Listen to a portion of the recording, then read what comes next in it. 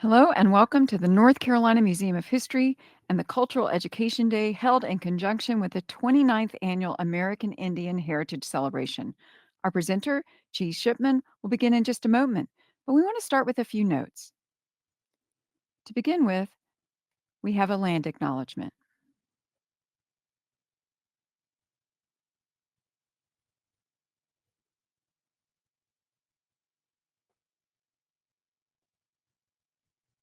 Remember, you can ask questions in the chat, and we'll be sure to share them later with our presenter and try to answer as many as we can.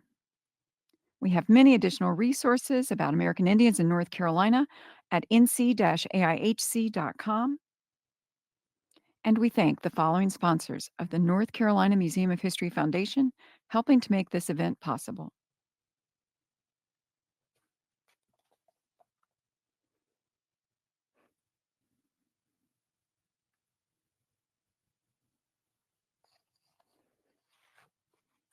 So we're going to get started.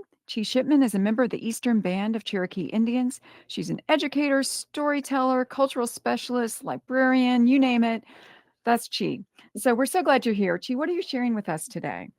Shiona God. Today I'll be sharing with you a little bit about Cherokee history, about our language, and how we are preserving our language today and continuing to learn our culture and history. So, like they said, I am a librarian. Who knew, right? If teachers, if you were with us last year, you know that I was over the adult language program for Kadua Education and Preservation. And then just recently, I took over managing the Koala Library. So, a little bit about me. So, Shionagad, Udze Sti Dagwado, Nuxko Shogwo, Yagwade Tied, Tal Iani, Dagi Ka, Anage Yuj, Inola, Nole, Joanna Dundo, Agi Hye, Brandon Dundo, Agi Z, Marvel Dudo, Galieliga Ide Doha. What did I just say? Oh my gosh. So that is Cherokee language. Like I said in the intro, I've spent the past 5 years of my life learning language, my language. I'll talk to you a little bit later about why that's important, but for now, just know that it was not easy. And I was not young when I started learning. I'm not going to tell you how old I was, but I was older. My daughter, my youngest daughter, went to the immersion school in Cherokee, and she started learning at a much younger age than I did. So, also, like I said, I'm the new library manager for the Koala Boundary. And how did I get here? How did I become a librarian? Well, about 10 years ago, I went on a bike ride, and we're going to talk a little bit about the Trail of Tears today. And I rode a bicycle, two wheels, for almost 1,000 miles. Think about that. 1,000 miles on a bicycle. Why would I do that? Well, I was doing it in remembrance of the Trail of Tears and my people and trying to get an idea of what they went through. So, in doing that, I got to go to Otorua, which is New Zealand. And that changed my life forever because the Maori people are so amazing and they have done amazing things revitalizing their language. And I was really ashamed because I couldn't speak my language. And when I got back from Otorua, I decided that I wanted to learn Cherokee language. Well, you can't go on Hooked on Phonics or, you can't go on Rosetta Stone. You can't go on your little apps and find an app to learn Cherokee language. It's just not available. So there was a local program called the Cherokee Adult Language Learners. And it's a 2-year program that the new Kadua Education and Preservation offers. And I started learning. And I'm a mom, but it was the hardest thing. It was harder than being a mom. And I spent the next 2 years learning how to speak. And in doing that, I decided I would really like to help other adults, other Cherokee adults, learn language. So I helped run that program for about 2.5 years. And now we have so many jobs for that program that our tribe is blessed to be able to pay people to do. It's a full-time job. It's a 3-year program now, not just 2, and we have grown leaps and bounds. So it led me to becoming a librarian. Why would I become a librarian? Well, I found that I could take the skills that I have learned over the past years and share that with everyone, not just the people on the boundary, but the people outside of the boundary around us in our community. So, let me tell you a little bit of history. I want to talk about the Trail of Tears and about Cherokee land for just a little bit, okay? I won't bore you too much with a ton of facts, but I want to give you just a few. Okay, what are we looking at? We are looking at the Royce map of the Cherokee Nation created in 1884 by Charles C. Royce. And it gives us an idea of how vast and how large the Cherokee territory was whenever, the Europeans came to America. So the Cherokee lived in parts of what we now call Georgia, Tennessee, North Carolina, South Carolina, Alabama, and even up in Kentucky. So, I mean, it was a very large area. So, think about getting in a car and driving for, let's say, 5, 6 hours. That's how big the territory was. It was huge. So, what are all these colors and what do they mean? So, teachers, if you go and Google the Cherokee Nation Royce map, there's a little key up at the top that's really small and you probably can't see it very well. But the numbers correlate with that key and it talks about the treaties and the land that was succeeded to, the United States so that Cherokee could get supplies, so that they could get, the things that they needed to become who they were today. So each number corresponds, and you can see on the outside are big tracts of land. And all of those are just, they were probably hunting lands. They were lands that we didn't all the time live on. So those were kind of the first to go. And as you started building in, those were where Cherokee people actually were. So where is Cherokee now? Do you know where Cherokee is now? It's on the very western side of North Carolina. And if you see that brown star, it's kind of in that area, probably like right smack dab, like on the lower middle part. So just think going from that big, vast area to just a very small area. And why did that happen? Well, that happened because of the Trail of Tears, and other things too. But what is the Trail of Tears? So, the Trail of Tears is a long journey that many Cherokee people were forced to take in the 1830s. They had to leave their homelands of the southeast and they, made them walk, go on water routes to to Indian territory in the west. So, why did they do this? Why did they want this land? Well, gold was found in Georgia, and they thought that they were going to find all of this gold and they would become very rich. So they're like, we have to get these people off this land so we can take this gold. So Andrew Jackson signed the Indian Removal Act, and it even went to the Supreme Court.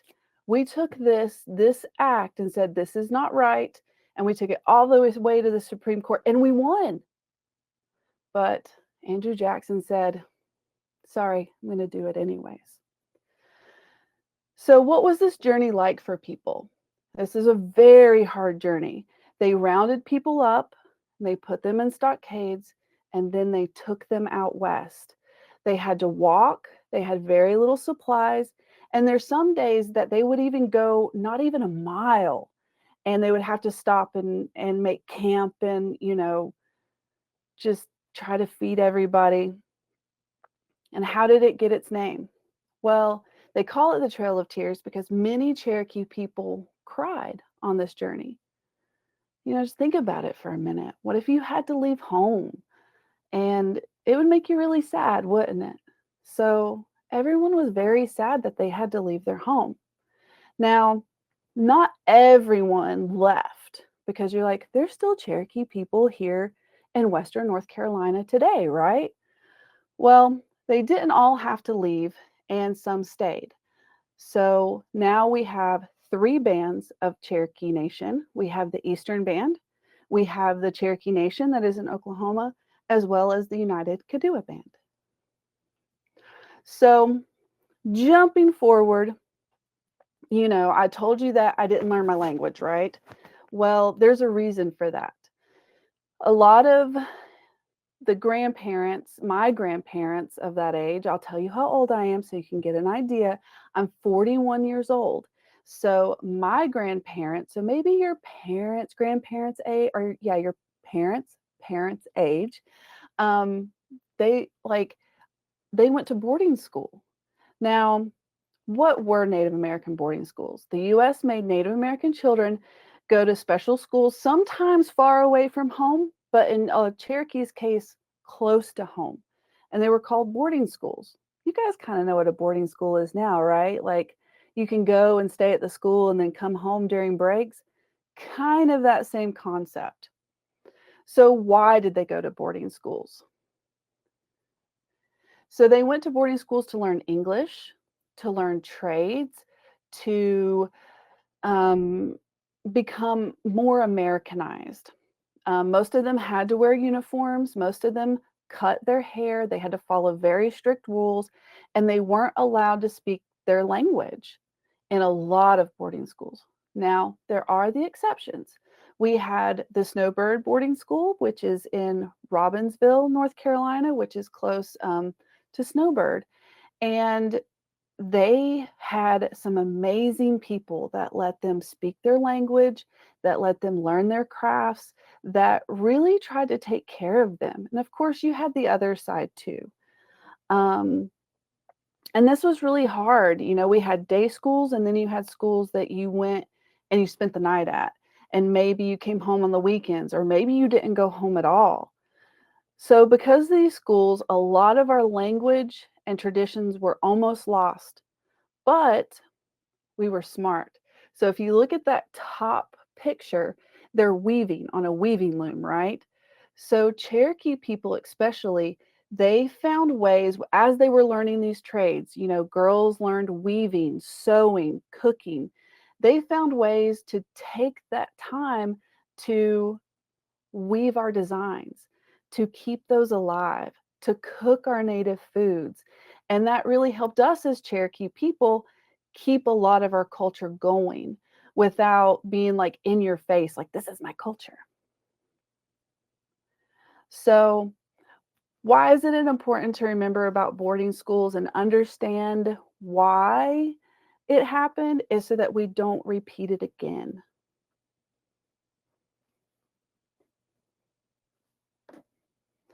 Okay, so like I said, for the past 5 years, my passion has been learning language. All right. And in this picture, you see some of our first language speakers that I have come to know and I've come to love. They're like my grandparents. The top right, that's Aidsel, and then Maddie right below her. And then would be my top left, it'd be the gentleman is Mose Ukama, and then Lucille Lossie. And then in the bottom is the cohort that I graduated with learning language. So, why is it important for us to learn our language and culture? It is it is just it helps you know who you are as a Cherokee person, but it also helps keep our traditions as Cherokee people alive and keeps them going because that's what makes us who we are as Cherokee people. It's shown, studies shown has that it can give you a sense of pride, and especially learning a language, your language at a very young age can instill this sense of pride and this sense of belonging in not just the kids, but the adults.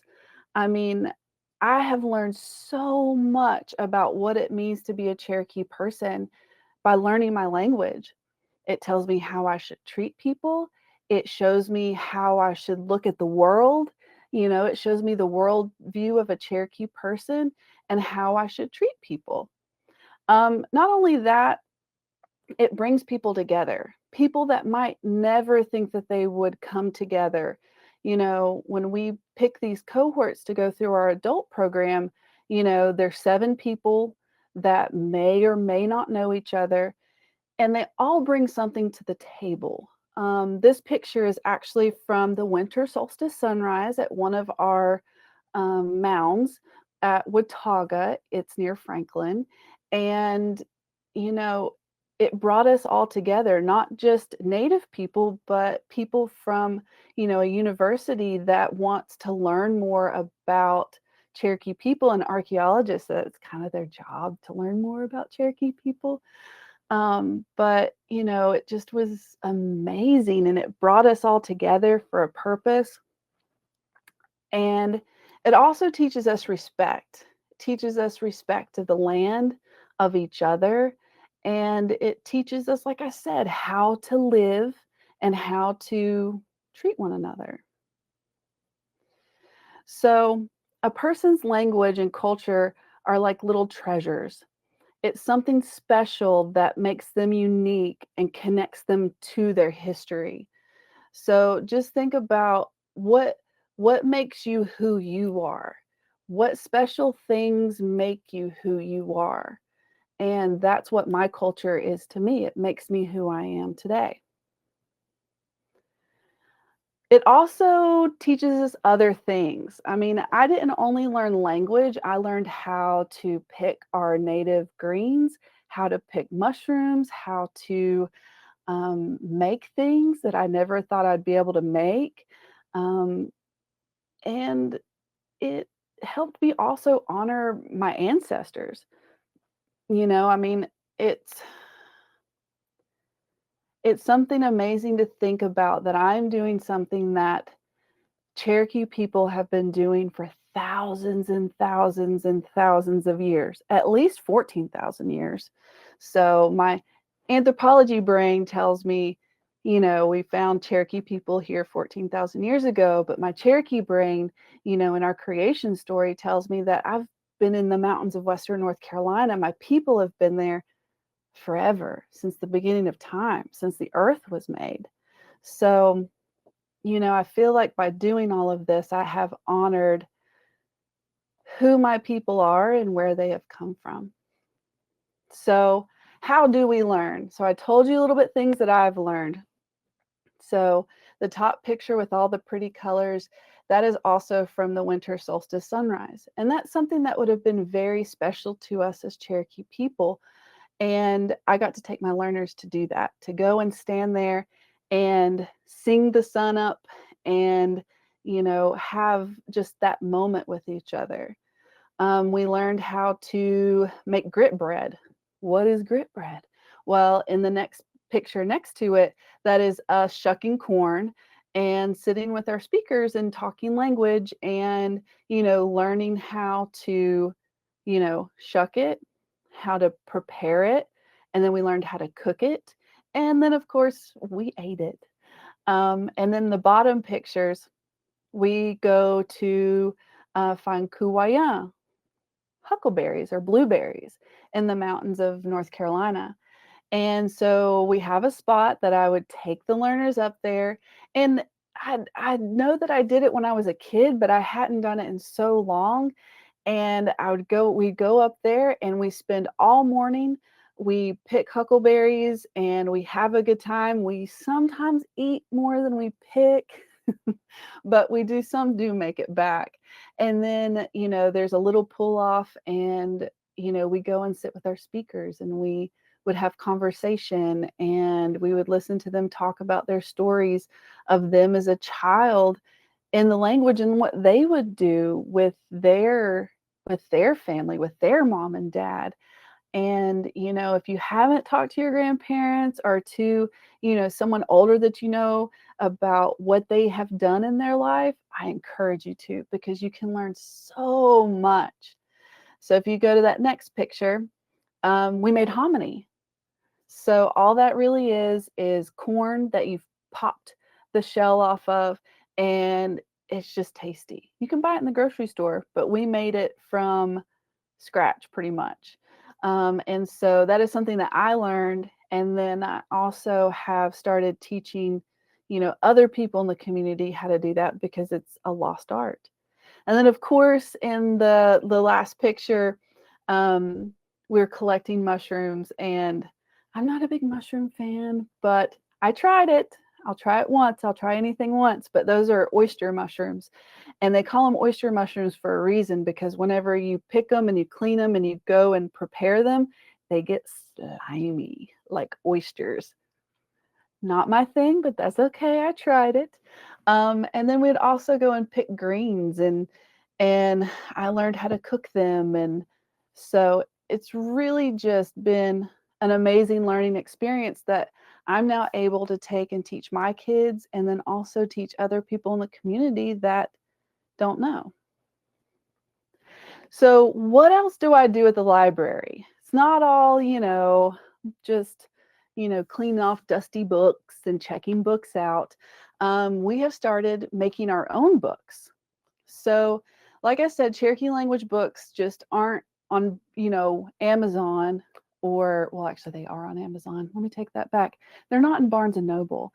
Um, but we don't have very many in the language because there's not a lot of people that can translate and write books. So I have taken this book. This is an original work by one of our first language speakers, JC Wachacha, someone that was near and dear to my heart. He passed away about a year ago, and um, sorry, he was a strong advocate for Cherokee language learning. So in my job, I was able to take a story that he had done, and his brother Mike translated it for us and was able to get it transcribed, and now it's off to the publishers. So, I may have left the language program, but I'm taking those skills with me to my new job so that I can make these books for our kids and for our adults and for our community to learn from. So this is written in our syllabary. So our language was an oral language. It wasn't written down in the beginning. When did it get written down? There was a man named Sequoia that spent 6 years of his life writing down Cherokee syllabary. And everyone thought he was crazy because he stayed cooped up in his cabin for 6 years. His first original transcript that he had done, his wife burnt it because she thought he was mad into witchcraft and he burned it, or she burned it, I'm sorry. And so he had to start all over again. He started all over again and he created a written language for the Cherokee people. Now, the text that you see in front of you is a little different than what Sequoia had written because his was very, it looks like cursive and it was very pretty and very flowy. Well, as time progressed, we wanted to put it in print. So, how did we do that? What did we have? We had printing presses, right?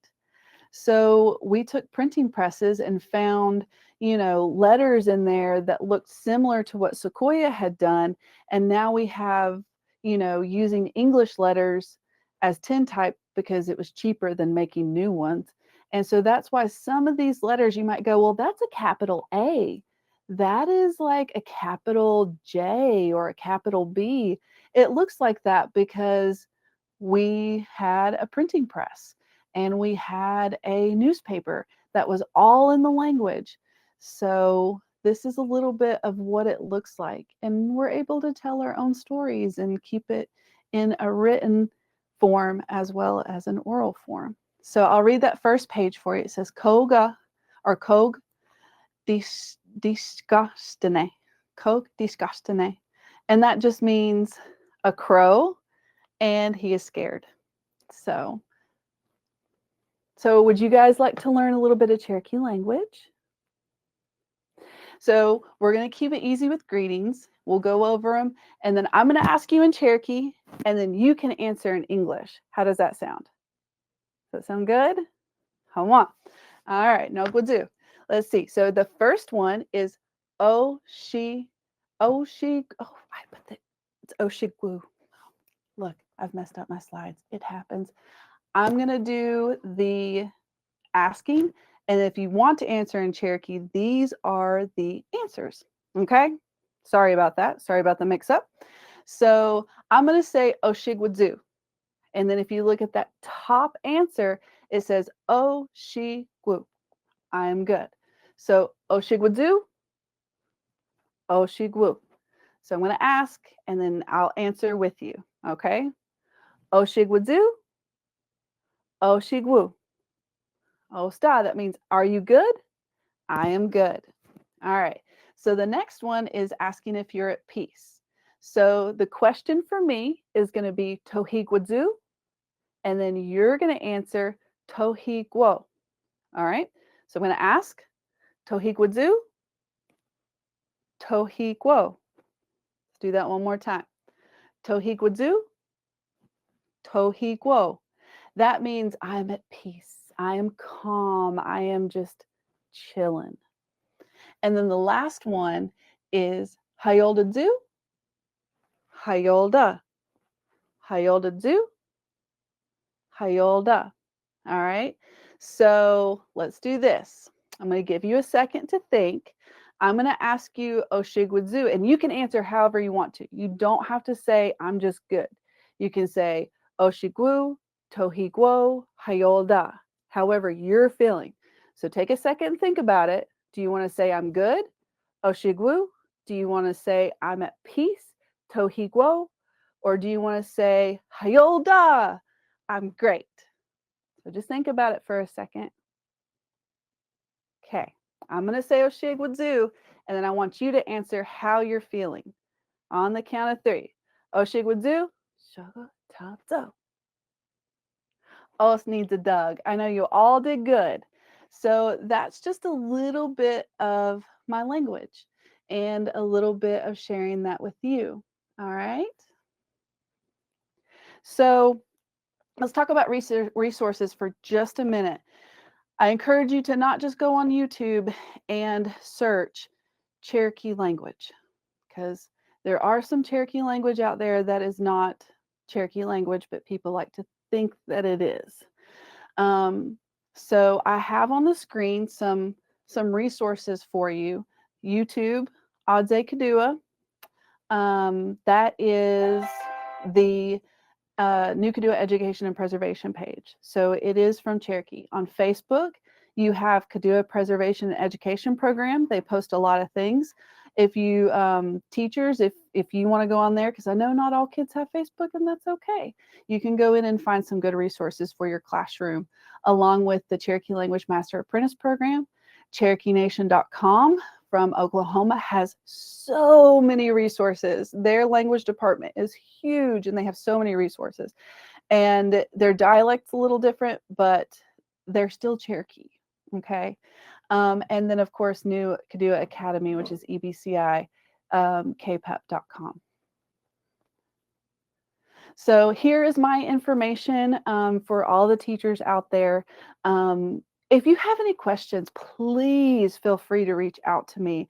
I try to help in any way that I can.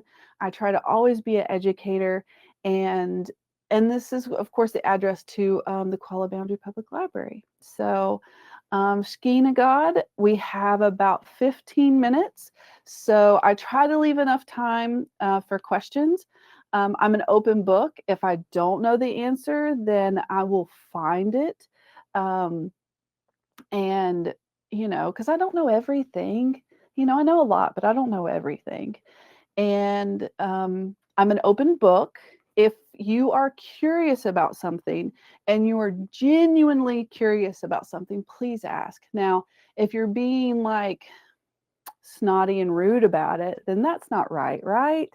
But if you're genuinely curious and just want to educate yourself, I don't get offended very easily, and I just want you to know the correct facts, okay? So if you have any questions, throw them in the chat and we will answer them. So first of all, everybody's saying wonderful, wonderful. Thank you, thank you. And people want to know if your daughter, you said, was an immersion. Does she speak better than you do in Cherokee? A little family stuff going on there. She definitely sounds more, um, she definitely sounds more authentic than I do. I tell myself I sound like, I don't I have to work really hard to sound Cherokee because I've grown up speaking English, right? And it takes a while for your mouth to, learn how to make sounds in a different language. And she started so young. She started in pre-K learning Cherokee language. So, yeah, she does. That's great. So people want to know, do first language speakers kind of giggle or take the mickey out of you when you're speaking Cherokee and the dialect and accent can be challenging? Yes, they do. Part of Cherokee core values is humor, is laughter. And, we all really try hard to laugh at ourselves because there are words in Cherokee that are very similar to each other but can mean two totally different things. So I have learned to, when they're giggling at me, they're not trying to be mean or they're not, picking on me. It's just, it just naturally makes you giggle, whenever someone makes a fart joke and you didn't mean to. so, so yeah. And then there are different dialects. No, I worked with 7 speakers, and not one of those 7 speakers said things the same way. So, it is challenging, but you learn how to work through that. And yeah. So people are asking about the Trail of Tears. First of all, you rode your a bike. And so where did you start and where did you go? I think there was confusion because then you spoke about your adventure in New Zealand and they Oh, thought that yeah. you rode your bike to New Oh, Zealand, and that's not the case. So not we the want to make case. sure that they Yeah. understand where you were. Okay. So the Remember the Removal bike ride is, like I said, 1,000-mile journey. We started in New Echota, Georgia, and we went up through Tennessee, into Kentucky, through Illinois, a little bit of Ohio, Arkansas, Missouri, Arkansas, then ended up in Tahlequah, Oklahoma. Now, this is a ride that happens every year. Um, since 2011. Cherokee Nation did it in the 80s, and then there was a long pause. And then in 2011, we started the ride back up. And a group of, right now, I think it's a group of like 14 riders go every year. We leave at the beginning of June, and then we usually get into Tahlequah, I think like around the 20th. So they do all of that riding in a much shorter amount of time than I did it. It took us 3 weeks, but now they do it in less than 3 weeks. And that's what they do all day for, almost 3 weeks of time. They get on their bicycle, they ride, and then they get off, eat dinner, sleep, get on their bicycle, and we do it all over again. So, yeah. And so the people that did survive the Trail of Tears were going out to Western territories, and that state or that place is what today? It is now Oklahoma. Oklahoma, there are many tribes out in Oklahoma right now. Like I said, we have the United Kadua Band. Now, the word on the street is the United Kadua Band. They left before the Trail of Tears. A lot of them did. Not all of them, but a lot of them did because they saw the writing on the wall and they said, you know what, we don't want to fight. We're just going to head on out because we just want to get there on our terms. Now, Cherokee Nation, those were the people, a lot of them that were rounded up and taken out to, Indian territory of the West. And, some people were taken and then they escaped and came back to Western North Carolina. And there's a lot of history of how we ended up where we ended up. And, it's a lot of history. We'd be sitting here for a while if I told you the whole story. Another question is, do you speak any other languages? No, I speak English and Cherokee. Okay, somebody just had to know. I do want Understood. to learn. I do want to learn Italian or French because now that I've learned Cherokee language, I'm like, I bet it would be easier to learn like an Italian or French or something like that. So, yeah. And if you could just reiterate a little bit about boarding schools, why was it so important to the was it the teachers of the schools did not want indigenous children to know their culture? Was that the goal? What was the goal? So, the United States government didn't want Native kids to know their language. They didn't want them to know their culture, their history, because they wanted them to assimilate to, American white culture. Um, and so that's why they put them in boarding schools, because then you can, you know, take away what made them who they were to who you wanted them to be.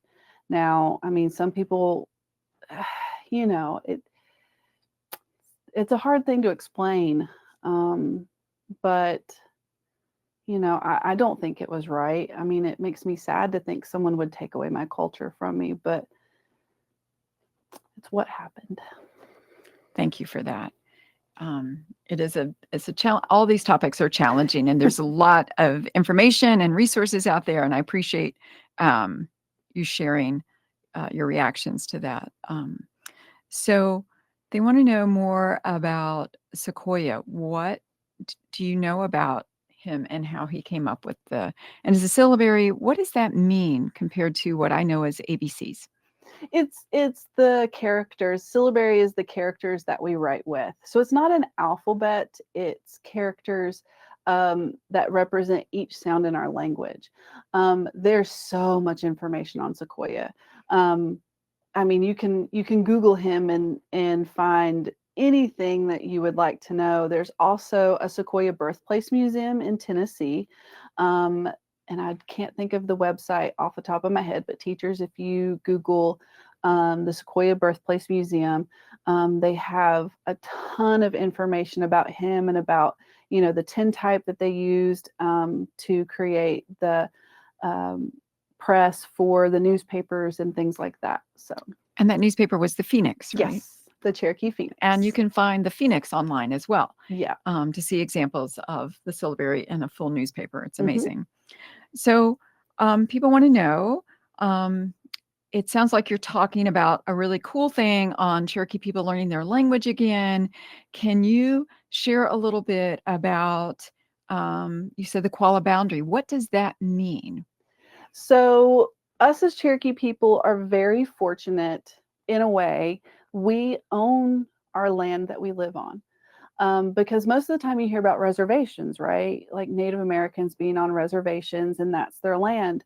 There was a recent court case that made almost half the state of Oklahoma reservation land. Now, it didn't really change much, but it made it reservation land. And that was land that was allotted to Native American tribes, but Cherokee took that land and we bought it. And the US government holds it in trust, but it is our land. So think about that. We had to buy our own land back. We're still buying our own land back today. So we're not a reservation, we're a boundary. And that's the reason why. Okay. So, can anyone live on the koala boundary? Do you have to leave or can you leave? These are talking about meshing tradition with contemporary life. Can you explain that a little bit? Yep. So to own land on the boundary, you have to be an enrolled member. Now, you don't have to be an enrolled member to live there. I mean, we still have places that you can rent and that people that are not native that they can live, that they're not Cherokee and they can live. So they can rent a land. They can go to our public schools. Um, they just can't own land. So yeah. So, in addition to the Cherokee language, which informs so much of what you've learned and how you live your culture, um, do Cherokee people all live the way their ancestors did? No, I mean, we live very much in, the modern world. We've started taking our clothing and adapting it. It's changed over the years. This vest is an 18th century style vest, but I've, paired it with a, traditional looking Alaskan weaved, you know, earring. And we've taken, if you see my necklace, we have a beautiful silversmith that makes silver jewelry in Cherokee, and it has a Z on it, and that means mom. So we've taken a lot of these things that have happened over the centuries, and we've adapted them to how we live now. You know, um, Technology has been such a blessing when coming to learn the language because I have an iPad, you can't see it, but I have an iPad sitting right here in front of me that I can type Cherokee language, that I can record it, that I can go in and listen to it. So, we've really come a long way, and we, use technology and live how we live now. So, I think most people do that. They take things from their own traditions and culture and heritage, and they're living in whatever times they're living in, yeah, right? I mean, it's the way yeah, most people yeah. live, right? Um, Last question. Do you know, are there a number of Cherokee books that are available out there? I know you're publishing some Yeah. for people, right? Tell us about that. If people want to see these books you're talking about. Okay. The books that we have published in the language, we've published in-house, and they're not for sale. The book that I showed you, we have submitted to a publishing company. So we'll see, cross our fingers. They kind of say, submit it, and then if you hear from us, then we're interested. If not, then eh. But I do know there are some contemporary Native books. There's called a Clack Clack. I think it's Clack Clack Smack. It's by a Cherokee Nation author. There's Odali Haleyga, that is by a Cherokee Nation author. So there's a lot of, if you just Google Native American books, you'll find a lot of contemporary books that are available. I really love the Odali Haley Goff for November because that is Me and Them Are Thankful. And so it talks about you know, what we're thankful for in our everyday life. And it's a great, great book. So hopefully our books will start to become a little more out there, but we've published them and given them away in the community. That's amazing. Thank you so much for today for that.